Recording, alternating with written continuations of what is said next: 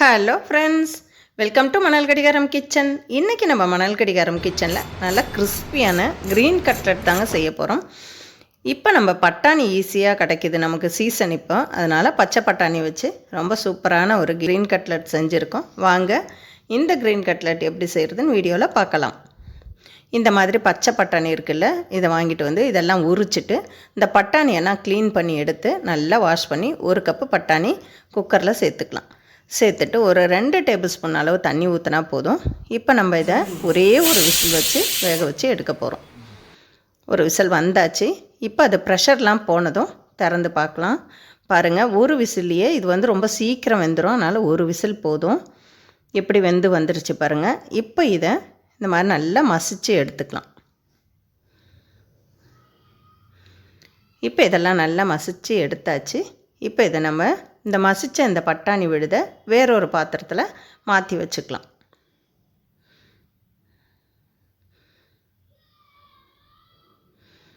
இப்போ இதே மாதிரி மீடியம் சைஸ் வெங்காயம் 2 வெங்காயம் நல்லா பொடியாக நறுக்கி இந்த பட்டாணியில் சேர்த்துக்கலாம். 2 பச்சை மிளகாவும் நறுக்கி சேர்த்துக்கலாம். கூடவே ஒரு சின்ன துண்டு இஞ்சியும் பொடியாக நறுக்கி சேர்த்துக்கலாம். கூடவே ஒரு 2 பல்லு பூண்டு அதுவும் பொடியாக நறுக்கி சேர்த்துட்டு, கூடவே ஒரு கொத்தமல்லி பொடியாக நறுக்கி அதையும் சேர்த்துக்கலாம். சேர்த்துட்டு 2 டேபிள் ஸ்பூன் கடலை மாவு, 2 டேபிள் ஸ்பூன் பச்சரிசி மாவு இதெல்லாம் சேர்த்துட்டு ஒரு தேவையான அளவு உப்பும் சேர்த்துக்கலாம். இதெல்லாம் சேர்த்துட்டு கூடவே ஒரு அரை டீஸ்பூன் சோம்பு இதை இந்த மாதிரி எடுத்து உள்ளங்கையில் வச்சு நல்லா கசக்கிட்டு சேர்த்துக்கோங்க. அப்போ தான் நல்லா வாசனையாக இருக்கும். இதெல்லாம் சேர்த்துட்டு ஒரு முறை நல்லா ஸ்பூன் வச்சு கலந்து கொடுத்ததும் கொஞ்சமாக தண்ணி தெளித்து பிசைஞ்சிக்கலாம். நிறைய தண்ணி சேர்த்துறாதீங்க. கொஞ்சமாக ஒரே ஒரு டீஸ்பூன் அளவு தண்ணி சேர்த்தாலே போதும். இந்த மாதிரி எல்லாம் நல்லா திக்காக பிசைஞ்சு எடுத்தாச்சு.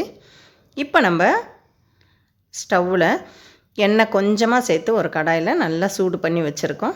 இப்போ இந்த மாதிரி உள்ளங்கையை நல்லா ஈரம் பண்ணிக்கிட்டு இந்த பட்டாணி விழுதை இந்த மாதிரி கட்லெட் ஷேப்புக்கு லேசாக தட்டி ஸ்டவ்வை சிம்மில் வச்சுட்டு எண்ணெய் நல்லா சூடானதும் இந்த மாதிரி ஒன்று ஒன்றா எண்ணெயில் சேர்த்து இந்த பக்கம் அந்த பக்கம் 2 பக்கமும், ஒரு பக்கம் செவந்ததும் இன்னொரு பக்கமும் திருப்பி போட்டு வேக வச்சு எடுத்துக்கலாம்.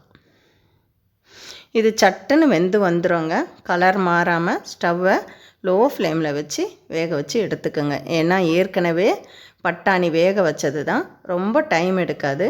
அவ்வளோதாங்க, நம்மளோட க்ரீன் கட்லெட் பட்டாணி வச்சு செஞ்சுருக்கோம்ல, ரொம்ப சூப்பராக இருக்கும். இது மேலே கிறிஸ்பியாகவும் உள்ளே நல்லா சாஃப்டாகவும், சாப்பிடவே ரொம்ப சுவையாக இருந்தது. எவ்வளோ கிறிஸ்பியாக இருக்குது பாருங்கள். கண்டிப்பாக நீங்களும் ஒரு முறை இதே மாதிரி செஞ்சு பார்த்துட்டு எப்படி இருக்குன்னு உங்களோட கருத்துக்களை கமெண்ட்ஸில் தெரிவிங்க. வீடியோவை லைக் பண்ணுங்கள், ஷேர் பண்ணுங்கள், சப்ஸ்கிரைப் பண்ணுங்கள். மறக்காமல் பக்கத்தில் உள்ள பெல் ஐக்கானையும் கிளிக் பண்ணிக்கோங்க. மற்றும் ஒரு வீடியோவில் சந்திக்கலாம். நன்றி, வணக்கம்.